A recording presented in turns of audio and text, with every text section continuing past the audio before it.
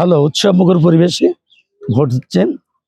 আইন শৃঙ্খলায় নিয়োজিত সকল সদস্যবৃন্দ সহ প্রশাসন সজাগ রয়েছে।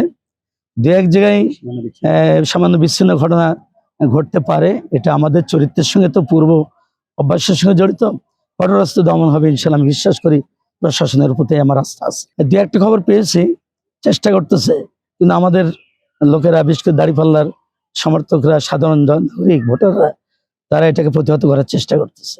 I have been highly pleased two C this situation. নারী ভোটাররা বেশি সচেতন মনিরামপুরে, ইনশাল্লাহ এতেই বিজয়ের মাপকাঠি এতে নির্ভর করবে। মনিরামপুরে নারী ভোটাররাই একটা বিপ্লব ঘটায় দেবে এই মনিরামপুরে ইনশাআল্লাহ। আমি শতভাগ জয়ের ব্যাপারে আশাবাদী ইনশাআল্লাহ। ইনশাআল্লাহ।